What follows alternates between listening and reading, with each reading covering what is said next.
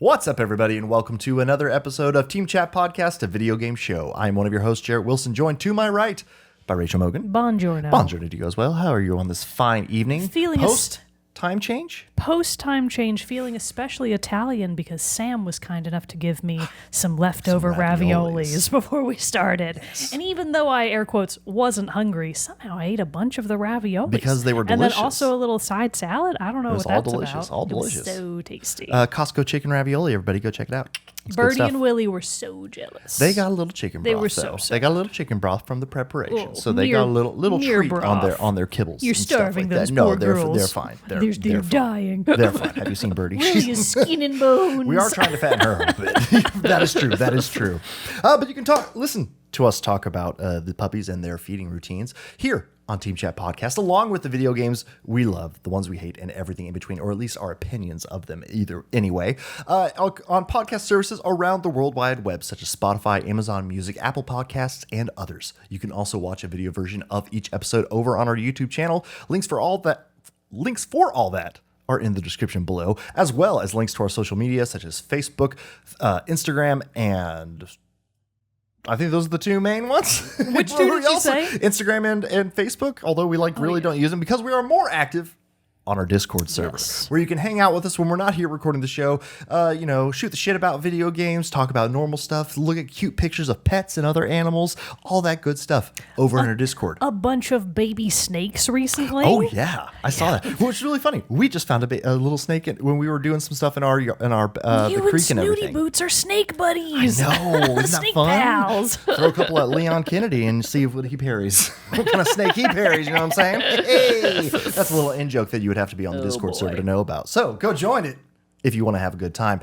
But you can also find in the description a link to our Patreon page where you can go to support the show, just like Allison H, Fuchsia, Ark, Brandon W, Bro Mogan, Ace Joe Kai, Erica L, Michael B, Michael S, Snooty Boots, Susan M, and Zach S have done. They have headed over to patreon.com, where for as little as $1 a month, they supported the show. And in return, we give them cool perks like getting the episodes early before their weekly release, access to a private channel on the Discord server, or the Rogues Gallery, and a special patron-only show, Team Chit Chat, where Mogan and I, it's usually just Mogan and I, hanging out and chatting before we actually start recording the show. But, we try to talk about things outside of video games, catching up on our lives and all that stuff. So it's a little bit more of a behind the scenes look at some of the things that we do. It's where you get the wiki feed content.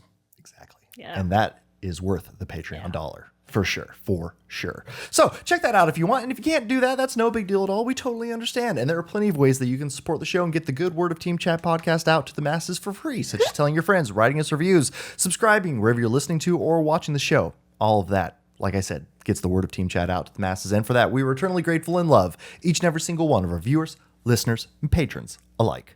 Heart emoji. XOXO. XOXO. But before we get to the main topic of the day, let's get a little bit of news and what's coming out soon in our Moment with Mogan. We're going to do just a little bit of backtracking, not a lot, to a couple of games that released in early March that you may have missed. World of Warcraft Midnight is out now for PC and Mac. Okay. We've also got the Blueprints got its Switch 2 release. So if you haven't been able to check out that game on, Steam or wherever else, it is now available on the Switch 2. We've got, where was the other one that I thought was important? Oh, in case you missed it, Marathon is out now. So Marathon is out now for PlayStation 5, Xbox Series X and S, and PC. You played a little, right? I jumped in because they did do a beta that led up until launch day and everything like that. I do think it's like a $40 game and everything like that. I played 3 rounds and was like, this is not for me. So it was very quick because it's a tactical extraction shooter, which I know those are kind of having their moment right now. And I like the idea of it. But it's kind of one of those things. I was like, if I can't play this without having to get the full ability, without having to have a squad, like either of randoms or, of friends, which preferably would be friends. But, it's just kind of like, I'm not going to have the time to do. It's going to be one of those things. I'll be able to do like 2 missions and then, then a day and then be done. And then just 2, I could not get a hang of the gameplay. I know I only did like 3 rounds and it wasn't a ton, but I was like, it was enough that I was just like, this is not going to be it, which was a little disappointing because I was excited. Bungie has a pretty good history. I know they have somewhat fumbled things with the Destiny and stuff like that, but still they have a good track record. I mean, Marathon OG Marathon back in the 90s, then to Halo, Destiny, and now back to Marathon again. So I was hoping to see it kind of be a cool thing, but unfortunately didn't quite scratch the itch. Well, tragic. Planet of Lana 2, Children of the Leaf, is out now for PlayStation 5, PlayStation 4, Xbox Series X and S, and Xbox One, Switch 2, and Switch and PC. It's out for literally everything. Also, Pokemon Pokopia. I wanted to talk about this too. It is a little bit too bad that I can't play this game because it's on the Switch 2. It actually does look like I probably would get this game if I had a Switch too. So yes, I guess it came out yesterday. Yeah. Okay. So when I was at work, my friend Sarah there, she put on a streamer who was playing it and everything, and that was the whole thing. She was like, "I guess I'm just gonna watch this streamer because I don't have a Switch 2 to get to play this." And I was kind of like, "Who does?" Honestly, like I know, like. Well, my buddy Zach at work, he and his wife have one and everything. And then Michael actually bought one. Bro Mogan. Really? That's the number. Those are the people. Literally the 3 people yeah. on this planet that I know who have a Switch. Oh, and it's not like I see somebody like popping it out and like playing it, out in public anywhere. It's like, who has one? That's true. Well, anyway, no, side thing. Neither here nor there. Anyways, Bro Mogan, speaking of, would kill me if I don't mention that Slay the Spire 2 is out now in early access for PC. I know that he is obsessed with it. We were playing Magic the Gathering the other night, and as soon as he got killed in the game of Commander we were playing, he was like, "Oh, thank God, I can play Slay the Spire 2." He was like, "Later, nerds. Later, losers." Oh, that's good. I've been thinking about maybe trying that one out because I know that the first one was such a big phenomenon when it came out, and then everybody I've heard playing 2 has been like, it's so good. We'll see if you can get anywhere close to Bro Mogan's amount of hours. Oh, definitely not. I'm going to bet you can't. He's got me beat. All right, Fatal Frame 2 Crimson Butterfly Remake is out now for PS5, Xbox Series X and S, and Switch 2 and PC. Greedfall, The Dying World. I feel like I haven't heard from Greedfall in a while. Yeah, so that's coming to PlayStation 5, Xbox Series X and S, and PC. We've got John Carpenter's Toxic Commando for PS5, Xbox Series X and S, and PC. Then we've got Solasta 2 in early access for PC. Monster Hunter Stories 3 Twisted Reflection. I've always heard good things about the Monster Hunter Stories games. I've just never gotten into them. This one's coming out for PlayStation 5, Xbox Series X and S, Switch 2, and PC. A game none of us care about. Truly none. Guess which one it is. MLB The Show. No, but I'm close. Damn. WrestleMania. Yeah. I mean, that's the closest. WWE 2K26 Okay. There we go. is out now for PlayStation 5, Xbox Series X and S, Switch 2, and PC. I don't know anything about those games other than that supposedly the character creator is incredible. Like, you can truly do anything. That's what I've seen. They're pretty crazy. I feel like for that alone, it might actually be worth the money. Just to make characters that you do nothing with. And then that's pretty much all the stuff that's like big. For a while anyway, gonna For last a while. A little bit later this month, we've got Death Stranding 2 on the Beach. That's coming to PC on March 19th. Oh, just the PC release. Yeah, I was just like, wait, PC, what? Just the PC release. Yeah, I think that's pretty much it. All right, and then all right. crazy port at the end of the month. Warframe is coming to Switch 2. That seems ridiculous. I mean, that game is still going strong. I know it's still going, but like on the Switch 2, are you sure? I picked it up still, a couple months ago and like play it sparingly, but it's like, it is, I will say it is a fun pickup because even like main missions take 10 minutes. So it's like you can just run in, do a quick couple missions, do your dailies and be done. And it's fun enough gameplay loop that it is pretty entertaining to do that. I'm sure it's probably great. For those on the Switch too. That's that's mostly kind of most of the stuff that's out now and coming soon. Well, very cool, very cool. We did have a couple other news stories that we wanted to touch on. I know it's been a minute since our actual episode. So some new things have happened in the game industry that we wanted to be able to touch on to at least acknowledge. The first 2 are some bits of sad news. Tragic. In that there have been massive layoffs between the Battlefield 6 studios at EA, and Sony decided to shut down the entire Blue Point studio here in Austin, actually. That just makes no sense. Yeah, because Blue Point was making fantastic remakes. It just, I truly cannot understand what the thought process there was. Like, why? Yeah, because it's like Blue Point had seemed to be the studio that they relied on for doing a lot of their remakes, especially of their key properties. They did Uncharted, the Uncharted collection and stuff like that. That's the big one that's popping to mind right now. And it's like, and I know that they even pitched the Bloodborne remake. That news came out after the studio closure that they had pitched it, and and I believe Sony was like, sure, but it was FromSoft who said no. Yeah, and but they had also previously. Was that the nail in the I don't coffin? know, But maybe like, so. if you guys can't do Bloodborne, then what good are you?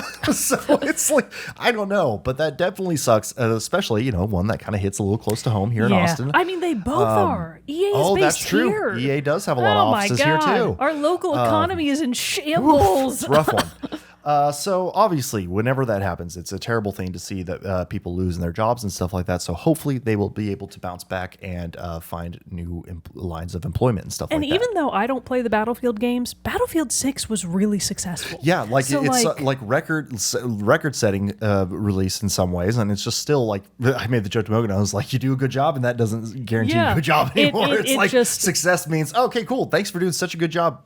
See ya. Which also just reinforces that all of the mass layoffs previously were never about performance. They were always about cost cutting to meet quarterly and annual sales goals. That's all it's about. Well, and then, another thing that did get passed down the line too is Highguard is going to officially be shutting down. Oh, yeah, I forgot about that. So and I think probably about a week's time and stuff like that. And that really sucks. But like one of the things because even though, the game had a troubled launch and everything like that, one of the things that the bites that I kept seeing thrown around was that the CEO of Wildlight's being saying stuff like, well, we just ran out of time and money and kind of had to put it out. And it's just like, well, that sucks if that's that's the metric. You know what I mean? Like that if it's just like, well, we got to put it out because we just this is what it is.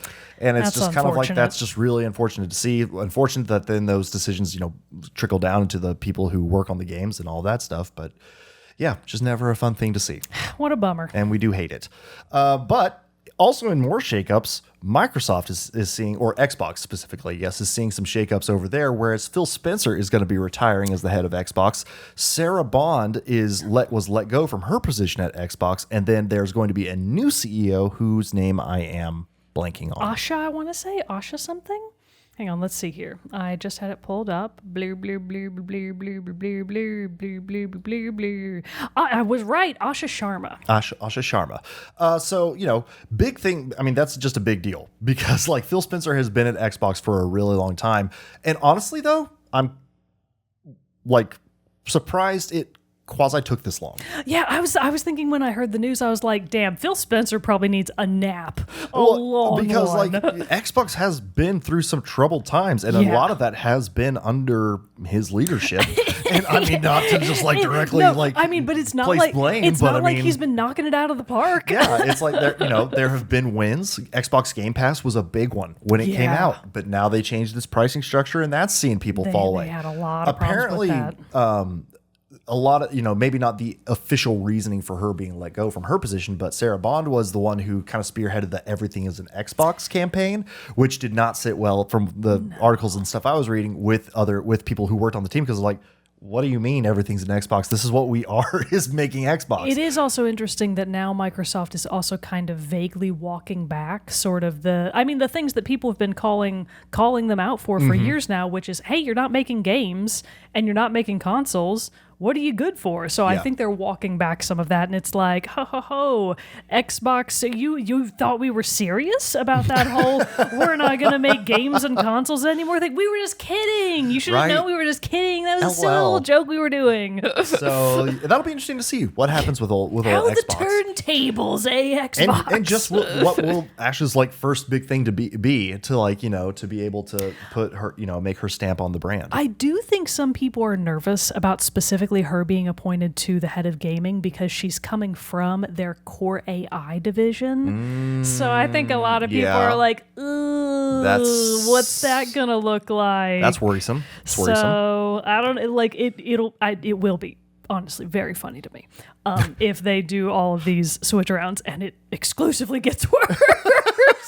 I mean, maybe it's kind of an interesting thing right now. They'll have to dust off old Phil Spencer out of retirement and bring him back in. Just put Reggie in. Just be like, call in old Reggie. Reggie's probably bored at Papa John's or whatever he's doing now. Move from Nintendo to pizza, the obvious career choice. All right, well, shall we talk about our main topic of the day? Yes. Okay. Right. It's going to be not necessarily a doozy, because it is a first impressions of a game where I don't know how I feel yet. Ooh. So unlike with Digimon Storytime Stranger, which was unfortunately a complete and total failure for me personally, this is more a game and game series that I have been deeply invested in. And this game is the biggest departure from its formula so far. And I don't know how I feel about that. So today we're talking about my first impressions of Octopath Traveler 0. You have heard third game of the You have series. heard me talk about ye old Octopus Graveler before, the Yes, third game in yes. the series. I have played Octopath Traveler 1. I've played Octopath Traveler 2. I have put hundreds of hours in those games, and I have greatly enjoyed both of them. Octopath Traveler 2, I thought, took everything from 1 and just made it better. It had better narrative, it had better visuals, it had better... I don't want to necessarily say better characters, because the core 8 from the first game and the core 8 from the second game are so iconic in their own right. It's like, well, you can't... They're all good. Everyone here is good. All 16 of them are incredible. So, but it had, again, really strong characters, and of course, a fantastic soundtrack to match. Everything about the transition from 1 to 2 was like exclusively good. Better quality of life, kept in everything that I loved about the game. So I hold Octopath Traveler 2 in especially high regard, but I still hold Octopath Traveler 1 also in very high regard. I really enjoyed my time with it. And that is being said, not necessarily through nostalgia glasses, because I went back to Octopath Traveler 1 just within the past 1 or 2 years to finish out a couple of like side stories that I had never really completed. So it's, it holds up. I mean, it's not as good. I was about to say, like, how...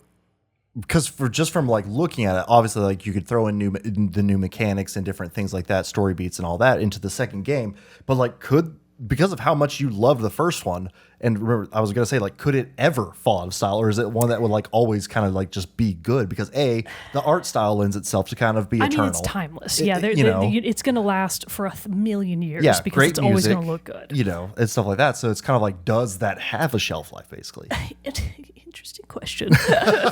Because with Octopath Traveler 0, I really don't know how to feel about it. So full transparency, this is definitely first impressions because I have played the game up to the point of finishing each of the preliminary, I don't even know really what to call them, acts. So let's set a little bit of stage setting first so that this will make sense. So Octopath Traveler 0 immediately takes a big departure from the previous 2 games in that you do not really have, you do not have a set core 8 characters that you're going to go around the map and acquire as you go. Okay. Because Octopath Traveler 0 is kind of a port / remaster / reimagining of Octopath Traveler Champions of the Continent, the mobile game. Okay, I was about to say, hold on now. When did there... The mobile gacha game. Ah. I played this game, and I think I wrote a little review about it for that website that I used to do mobile writing Android for. Central. And I remember my feelings about it being, well, It's a game? it's gacha. Because, I mean, all gacha games are the same. All of them are the same. So it's really interesting to see Octopath Traveler 0 then, because it's a console game. But you can still, vaguely see the outline of where the gacha would have been. And that really is the most prevalent in the way that you acquire new party members. Because if you don't have a core 8 characters, a core Octo, it's in the name, you don't. Anyways, I'm not actually that mad about it. I'm just a little salty. If it's not actually going to be a core 8, well, how do you go around and get more characters then? Mm-hmm. You are basically a silent blank slate protagonist. So you start the game, it's just like Digimon Storytime Stranger. Your option is girl or boy. Those are the options. Oh, you don't even get a backstory necessarily. Oh, no. Okay, so you do. So here's the thing.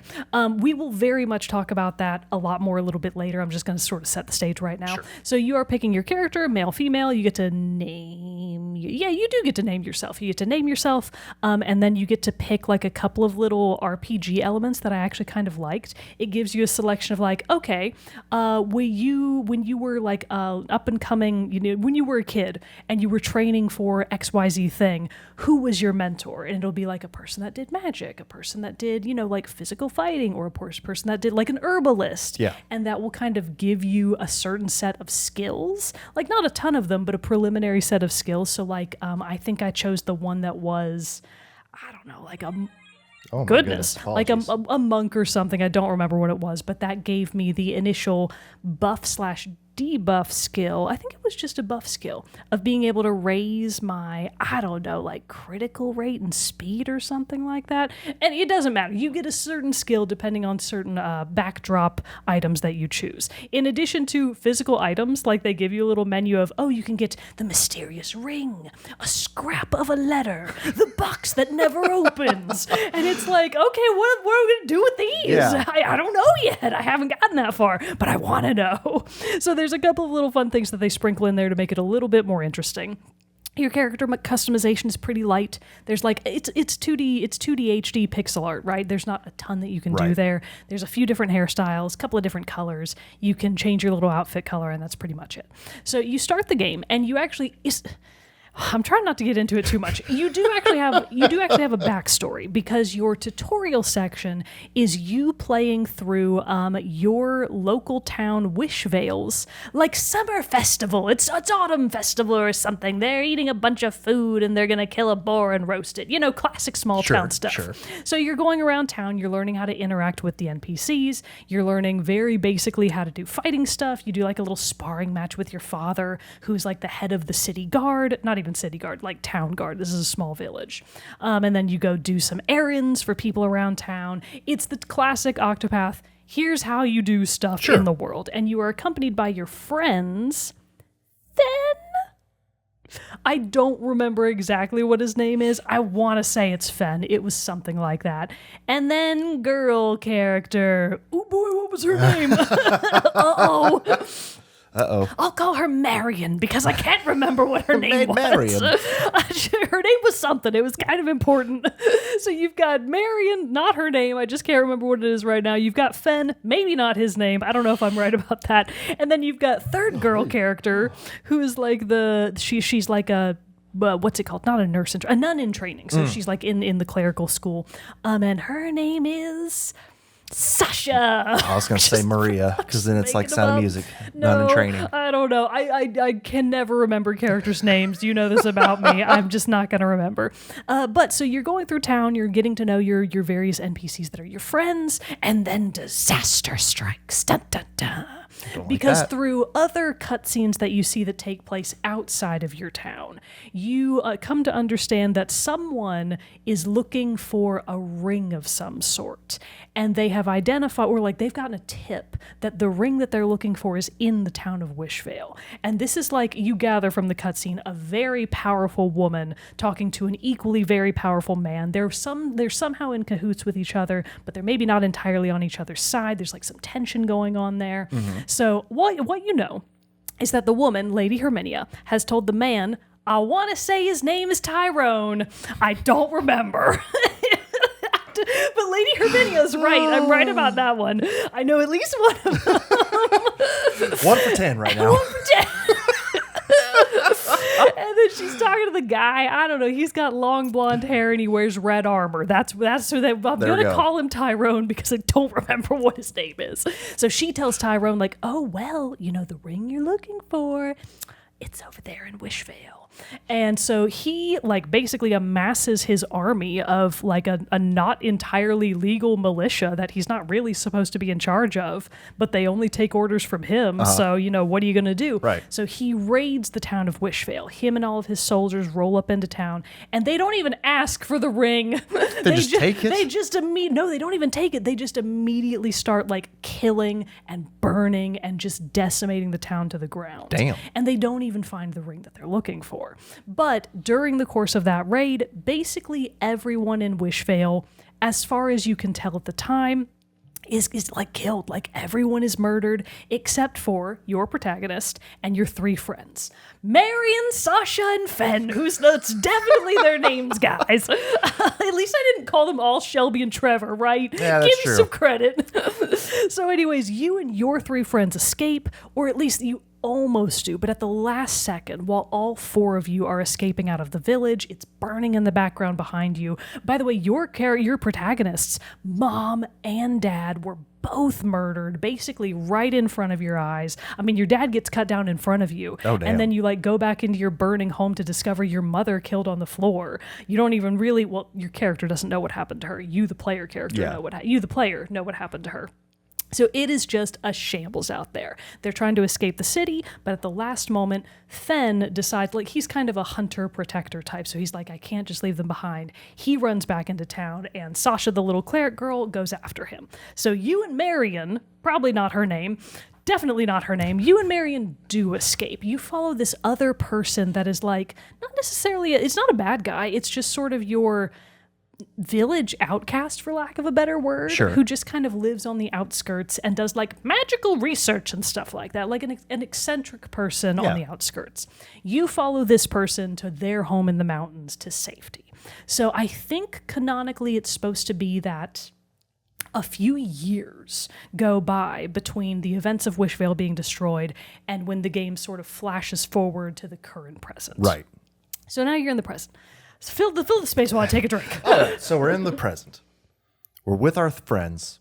We follow this man, this outcast. You know, I wrote a bunch of notes for this. None of the notes were the names of the characters. None of them. Why do you need important information like that? None of them. It's not essential. They were none, not even one. Not even one name in here. But I'll kind of talk about why, I guess. Anyway, so you flash forward to the present. And you player character and Marion have decided to go back to Wishvale. So you are now both stronger. You know, you've been sort of living out in the wilds with this person for a while. You, the player character, you know, you've both gotten better at fighting, and you go back to Wishvale. You see the like decimated remains of the town that you haven't returned to for a long time. You visit the graveyard where you had buried all the dead afterward. Oh, it's so sad. And Marion and player character are like, okay, we're going to rebuild this town. And this is where Octopath Traveler 0 is, like, I think the biggest departure from the previous games in that it has a little town builder simulator in it. Oh. Yeah. Okay, that's fun. So this is one of the features that I feel mostly positive about. I think this is kind of nice. I will say that the amount of progress I've made in the game, it's maybe not like, it's obviously not. You know, I've only made 1/10 of the progress in the game probably. Sure. So my town is pretty small still. I've got the tavern, I've got a couple of different houses going on, but you only start with a workshop. So the workshop is all you've got. And then you, both of you really, are tasked with the job of, okay, we got to go recruit people to live in Wishvale. Okay. And that's where the other big departure from the traditional Octopath Traveler formula comes into play of the recruitment system. This is also the gotcha mechanic that they had to mask over and be like, okay, we're not charging you money for these anymore. Well, see, that's what I was going to say. The whole town builder, in a sense, kind of sounds like that could have been a gotcha mechanic too. It was probably based on, because here's the thing, in the town builder, when you build a new town or like when you've got villagers that can give you some sort of reward, it's that time-based thing where you have to leave, go do a certain amount of battles in Octopath Traveler 0, but I can definitely see how in the mobile game it would have been like, no, I mean, it's going to take X amount of time. And if you want to speed it up, you can pay for it. Exactly. Because that's kind of how, like a little bit how Warframe is. Oh, yeah. Where it's very much like it has a foundry where once you like collect enough stuff to either build your next Warframe weapon, whatever, it takes real world time. And of course, you can use the stuff to buy to like speed that time up. Yeah. So as soon as you said that there was a city time builder, I was like, it.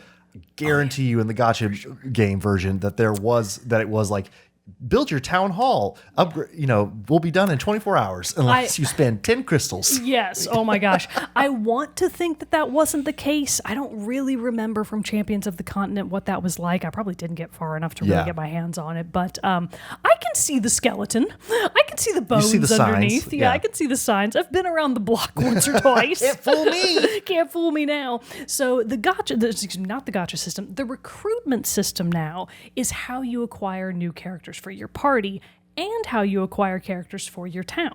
Because as you're out and about in the world and you're going to new villages and you're meeting new NPCs, some of them are different types of recruitable. Like you can meet not almost anyone. You meet a lot of like boring NPCs that you can just recruit to be like, oh, hi there, neighbor. I'm a rancher, but all of my cows got lost and I've got no ranch. Do you know somewhere that I might live?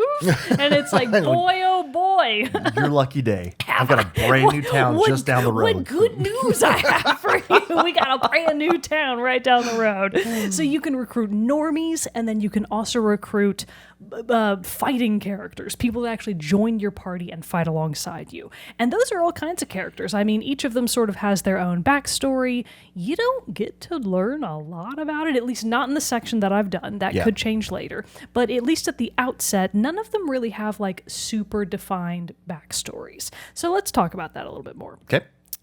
You probably don't. You might remember, you specifically probably don't. Everybody else might remember that in the Octopath Traveler games, you start out with just your one character. Right. And then you go around to the other cities that are basically spiraling out around you in order around the map, and you can recruit the other 7 characters to make all 8.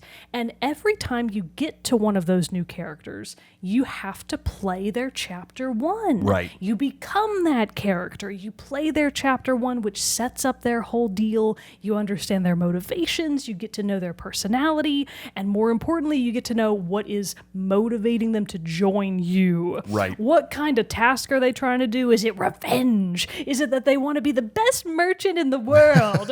Is it that they're on a holy pilgrimage? You know, what's motivating them? And you have that done in, I always thought, a really nice format. I was definitely able to make attachments to the characters in Octopath Traveler 1 and 2 very quickly, largely by virtue of the way that you would go around and, for lack of a better word, recruit them. That is not the same in Octopath Traveler 0. The recruitment in this game, at least initially, is a lot more surface level. Like, you'll meet a new character and you know that they're a recruitable party member because of I think their dialogue box will be orange instead of whatever the other color is. So you know you need to talk to them. They're important. So you go and talk to them. They might give you a little bit of brief exposition and like maybe do some cool knife tricks, like in the case of one of the characters that I find more memorable. And it's like, okay, great. You seem like you know how to fight good. You want to join my team? And then they're like, sure, I've got nothing better to do. It's like, okay, great. So like the amount of backstory that you get on them, at least in Act 1, is so basic. Like, I don't know any of their names. I was about to say, you said the dude about who juggled the knives or whatever, and you said one of the more memorable characters, and I almost said, what was his name? Wait a minute. I might actually remember it. I want to say it was Cassius. Okay, look up Octopath Traveler 0 and then start typing like CAS and see if a character comes up. Because he would like, you meet him at a bar and he's like he's not the bartender, he's like the bouncer, I guess. Okay. And somebody starts causing trouble in the bar and he like does a cool little flip and he goes choo choo choo and he like sends out some, cool knives onto the wall, and the bar patron that was getting rowdy is like, oh my God, I'm so sorry, dude. And then the guy you're talking to is like, yep, I'm pretty cool. And it's like, yeah, join my party. I need your knife skills. What's his name? I don't know any of these people. Like maybe Aldous, was that somebody? That may have been somebody.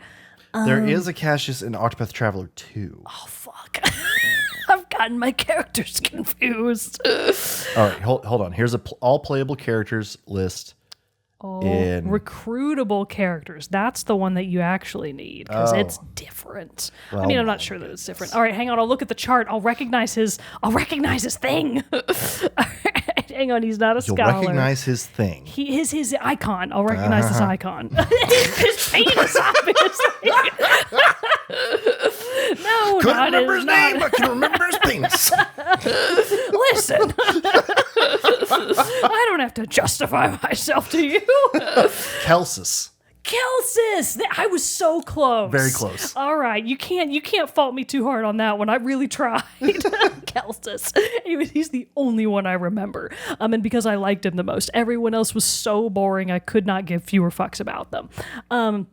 And that's really the problem. So let's talk more about the mechanics, because you'll come to understand like how and why they maybe did the system this way. So with the recruitment system, Octopath Traveler 0 does still have like essentially character types and jobs. So in the first game, each of the 8 characters that you started with would be either a thief, a scholar, a dancer, a cleric, Hunter? an apothecary. And then what were the Hunter? other? A hunter, yes, a hunter. Only because I saw. Who's Oswald? What was he? He was the scholar. I'm up to Hold on. 6. We're missing 2. The hunter, the scholar, the you can tell. Hunter, I need thief, to take more apothecary, dancer, dancer, warrior, merchant. Oh, warrior. I was forgetting Warrior and about merchant? warrior and merchant. Yeah, Yes, there we go. That's shameful because my favorite characters, both of my favorite characters are the merchants. Have you played these games? I swear I have.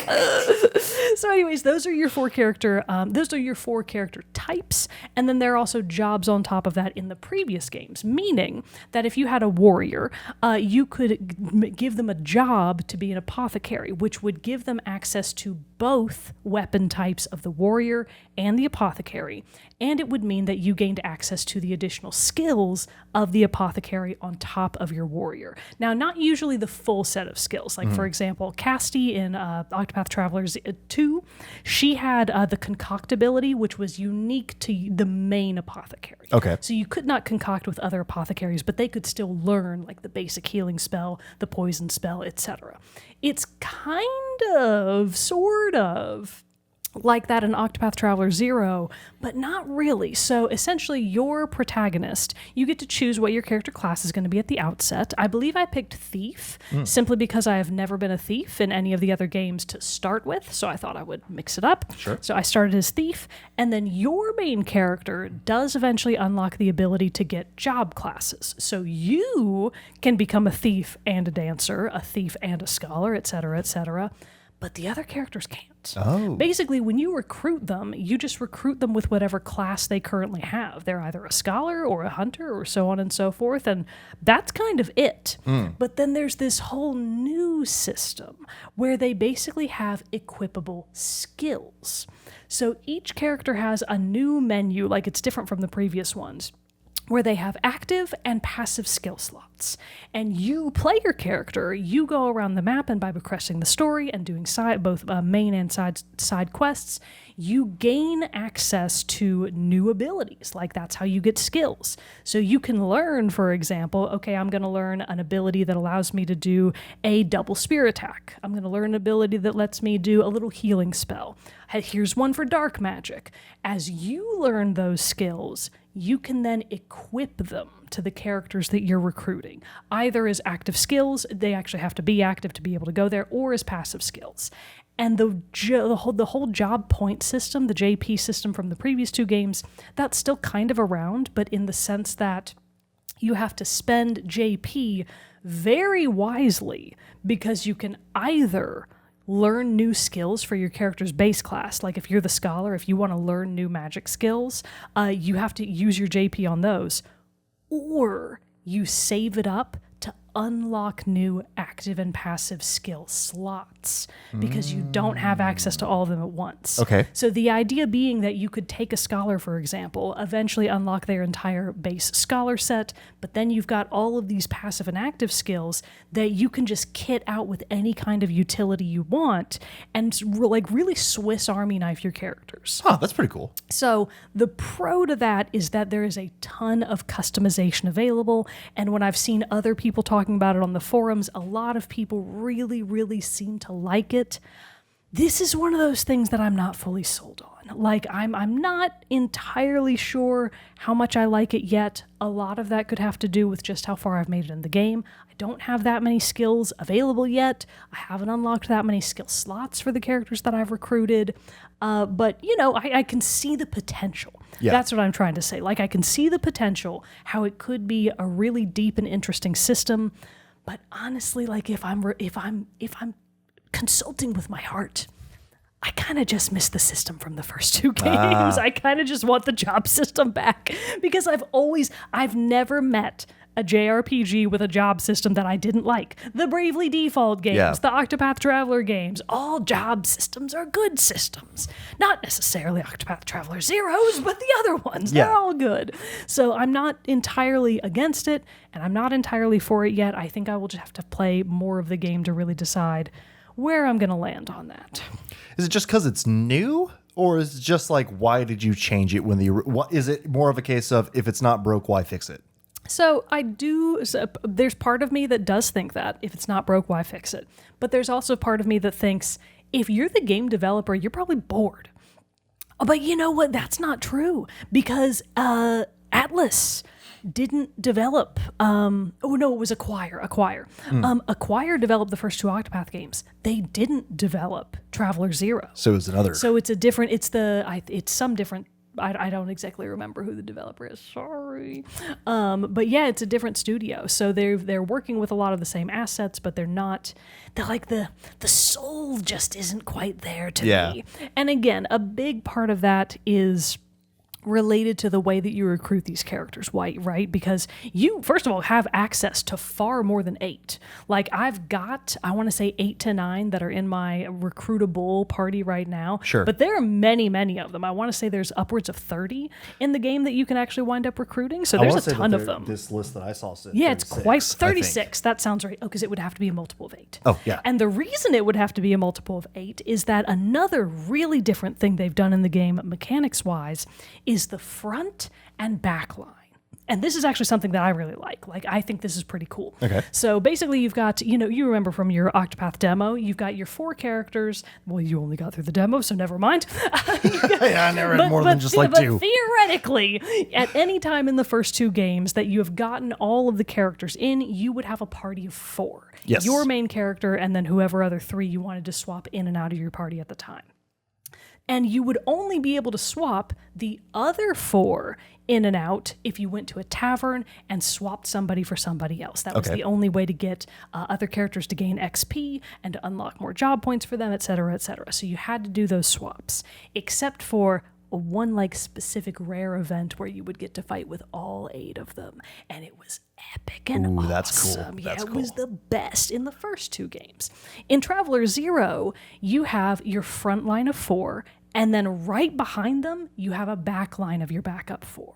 And here's how that works in combat is if it is my character player's turn, I can either do one of my actions, or if my character is low on health, low on SP for magic skills and stuff, or if I just don't have enough BP for them to be able to use the boost system, which is from the other 2 games, which is still awesome.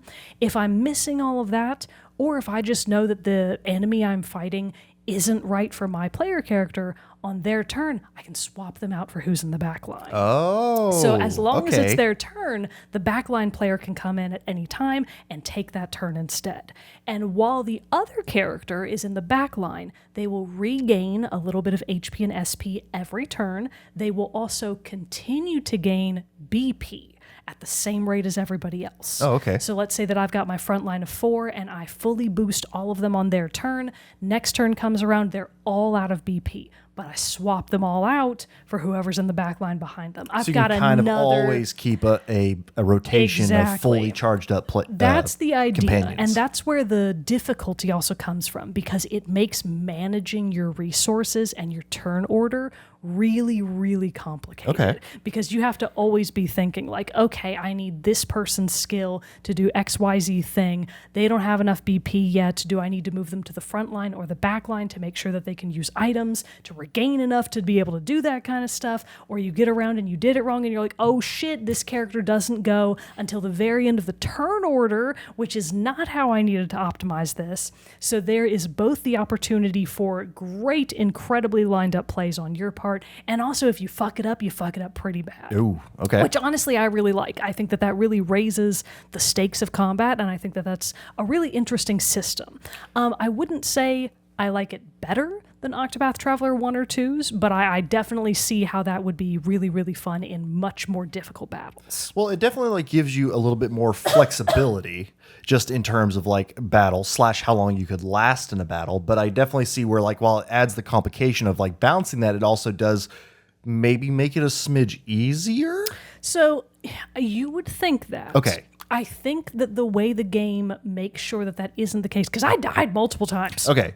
So, like, it's still kind of like Octopath 1 and 2, where if you do it wrong and bad, you're definitely going to die. The lower level battles are obviously laughably easy. Like, Sure. if you're just out and about in the wilderness and you're fighting squirrels and whatever, it's ridiculously easy. And it's honestly not even fun.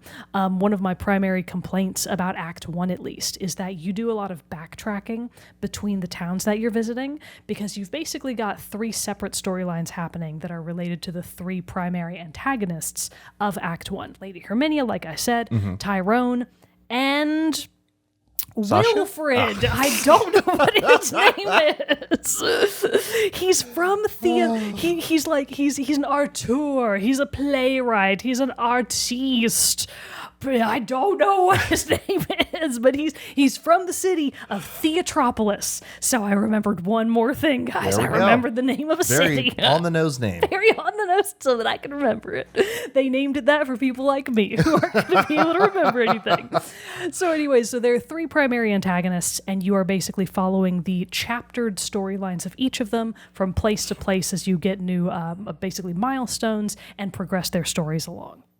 Each of them played a part in the destruction of Wishvale. So you, player character, like, these are the people you're trying to get really to. getting Yeah, for. you're on a warpath. You're trying to make sure that you take these people down. And as you do so, you do a lot of ping-ponging around between kind of just those 3 places. Like, it's Theatropolis, Lady Herminia's city, Tyrone City, which is like a citadel of some sort. I don't remember the name of the city, but I know what it looks like. Big church. There's a big church there. Wintertown. It's Wintertown. and then you're basically home base of Wishvale. But the difficulty level of the enemies, like the low level ones, is based not on your player level, but on the environment that you're in. So when you're walking that same path between Wishvale and the next town over, it doesn't matter if you're 10 hours in and everybody is level 15, because all of the squirrels are level 1. So every time you've got the randomized battles, as you're going between these places, because you want XP, you want Right. JP, that's the only way you can really get those. But you're also like, why am I fighting these scrubs? You're incentivized to do fights, but the fights are boring because you're too overpowered. So you just like basically just have an annoying like load screen. Oh, yes. Because the fight's over so fast, because I'm sure you just basically one tap all these squirrels. Yeah, you boost 4 times and you get all the squirrels. Exactly. You're done. So it just feels like you're just like, oh my God, Yeah, let me get there. I was really annoyed by that. So that's one of the things that I was immediately like, ooh, I don't like this. Too much back and forth between areas that did not scale with your player level. Yeah, that's so annoying. that was really no good. Octopath Travelers 1 and 2 sidestepped that by spiraling outward, like I said. So other than to fast travel back to somewhere else, you were basically always going to a new area that was scaling up in difficulty relative to you. So it really wasn't a problem. But here in Octopath Traveler 0, it's like, ugh, this fucking blows. I do not love this. That really means that the only battles I encountered, frankly, that were interesting at all were the 3 primary antagonist final battles. Again, this is just Act 1 of the game. This is this is obviously not the end of the game, but you at least in some way, shape, or form get the impression, I don't know if this is true, I assume it's not, but you are given the impression that you have defeated Tyrone, Lady Herminia, and Wilfred, I don't know what his name is. You think you've defeated them, and maybe you have. Maybe there are new enemies after that, other big bads that you upgrade to. I don't know yet, because that's as far as I've gotten. I have basically defeated all of the 3 primary antagonists in Act 1, and whatever comes after that, I mean, it's been a few months. I finished Act 1 maybe back in January, and honestly, I have not really been motivated to go back to it. Yeah, because I mean, I know that it was about that time that you told me you're like, Yeah. hey, I can do a first impressions of this game. Yeah. And yeah, I haven't heard you talk about it since then. Like we're like making more progress. So I wondered if it had kind of stalled out. I've really stalled out on it, and I think that that's largely because I'm not feeling attached to any of the characters. Well, I think though, That's because, like you said, this is a reimagining or port remaster of a gacha game, and those just don't have time for that. They don't have great stories. I did hear that Champions of the Continent story was like as far as gacha games go, that it was better. Decent, Yeah, that it was okay. But that's what I mean. It's like that. There's so many avenues in that type of game to, like, pay to skip, do this kind of thing. It's like that's not where the time's being spent. I will also say a personal pet peeve of mine. Each of the three primary antagonists is so over the top, cartoonishly evil that it's just not fun. It's not fun. It's just like, this is so ridiculous. Like Lady Herminia, for example, she actually has a really cool backstory. Yeah. Like, I like her backstory. I definitely see the things that would have turned her into an evil person.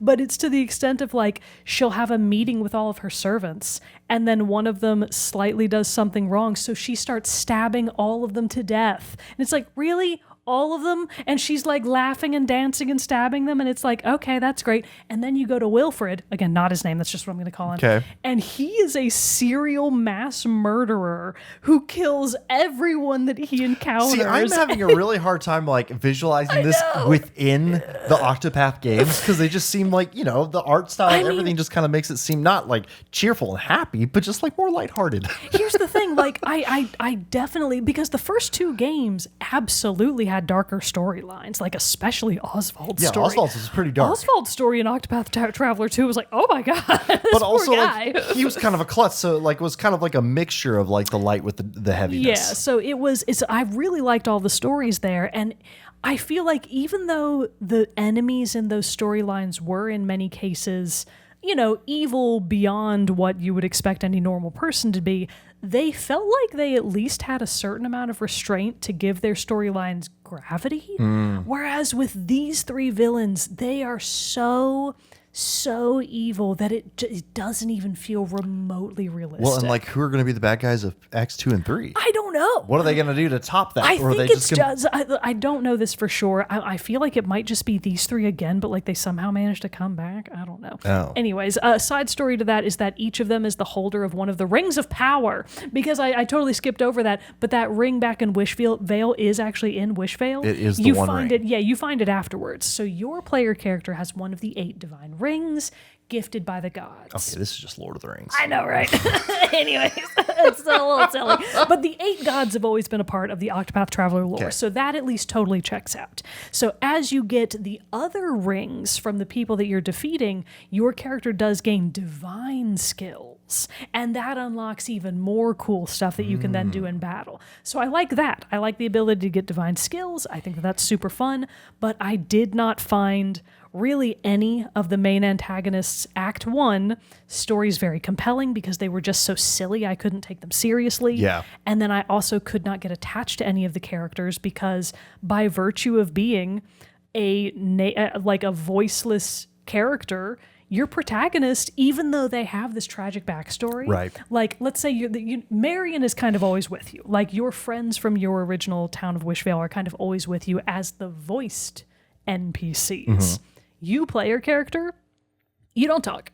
You occasionally get to input responses to things, and maybe it does matter a little bit, but actually it doesn't, because if you do a response wrong, the game immediately tells you to redo it again. What are we doing here? Right? Exactly. What's the point of making a silent protagonist when it's the same complaint as Digimon Storytime Stranger? Yeah. Why have a silent protagonist if their silence is detracting from the story? Yeah. Why can't my player character voice their sadness at having their mother and father murdered in front of them? Why? Yeah. I just don't. I especially don't understand, because again, just like with Digimon Storytime Stranger, everyone else is fully voice acted. It's got more voice acting than any other Octopath game before. Why not the protagonist? I think it's weird. I think it's a bad decision on all fronts. Yeah. I don't think that makes any sense at all. Like, it's not helping the immersion. It is, if anything, radically breaking it. Right. Because as far as I'm concerned, as far as I can tell, my player character doesn't really give a shit whether or not their parents are dead. Marion cares, it's like, whoops, because she tells me about her feelings. Yeah. Me, though, I don't know. Could be anything. Yeah. So it just absolutely boggles the mind, and I don't understand why I've done it. So all this to say, So maybe this isn't necessarily as much of first impressions as no, actually, so I really wouldn't say that, because I Okay. do think, knowing myself, I feel like at some point I probably will go back to it. Yeah. It's just not a right now game. Got it. So I feel like I probably will go back. I wouldn't put it past me to actually finish it, because there's enough about it to like. I think the new combat system is really interesting with the front and back line. I can see the greatness that lies within the ability of equipping skills to your other to your other recruitable characters that don't have job systems. I feel like there's a lot of potential there. You know, the town building aspects, I really Right. haven't gotten into the super weeds on that yet. So I see the potential. There's just other stuff in the way. And I don't think it's going to prevent me from going back to the game, but it has made it I think I'll play other stuff right now. For right now. well, interesting. So that's Octopath Traveler 0. Octopath Traveler 0. And again, I think I am radically in the minority here. You think everybody else like loves it? Many other people are calling Octopath Traveler the best in the series. I would personally like to fight those people in the parking lot because Come outside. I want to show you something it real quick. is not better than just go over here. Just come here for a second. It is not better than Octopath Traveler 2 yet. Yeah. Because I can remember the names. Yeah, in I mean, Octopath just like Traveler 2. your overall, just in recounting the game boy. and everything seemed so much more like just excited about it Oh, and talking yeah. about the first two games Man, in this I one. adored Cassie's entire story. Oswald's was so memorable. Mm-hmm. Particio as a character, oh my God, he's the best. There's so many great and memorable characters, like even villains Yeah. from the first two games, that it's like, yeah, okay, I at least remember them way more than Tyrone, Lady Herminia, and Wilfred. I gotta look that final What guy's are their name names? up. Well, we're at Octopath Traveler 0, villains, Traveler. But I mean, regardless, it just still is one of those things. It's just like whenever there's a new entry into one of your favorite franchises series, I was so close. It's Titos. Titos. It's not Tyrone. It was Titos. And then the other guy is August. Not Augustus, So- just August. Yeah, and Wilfred. He's August and Aghast. Yeah, Wilfred was not close. Sorry. But I mean, it's like the new thing comes out, you want to like love it and enjoy it like the rest of the series. So disappointing that this one hasn't necessarily had that same hit for you as the other ones have. Yeah. But you know, who knows? I feel like there are a couple of games that we come back around on and stuff that we like first impressions didn't like really hit for us. We come back around a second time and we're like, what did I not like the what first did I time? not like? Yeah, so I'm hoping that will be the case. Right now, it's just it hasn't sunk its claws into Sure. me. Like, that's where I'm at. all right. Well, there That's you all have I it, got to folks. say. And I'm exhausted. Mogan's first impressions of Octopath Traveler 0. And if you have played the game or have thoughts on the game, of course, we would love to hear from you. So send us an email at teamchatpodcast@gmail.com. Jump on the Discord and talk about it with us there, or comment below wherever you're listening to or watching the show. Like I said, we would love to hear from you on your thoughts and opinions on the game. But with that, everybody, that concludes this episode of Team Chat Podcast. Thanks for hanging out with us this week. I didn't even have to do most of the talking, and I'm still stumbling all over my words. But we hope you come back for another great and exciting episode next week. But until then, everybody, I'm one of your hosts, Jarrett Wilson, joined to my right by Rachel Mogan. Thank you for tolerating me today. What do you mean? It was a great time. I I had was a talking blast. to the viewers, not you. We'll see you on the next episode. Bye. Bye.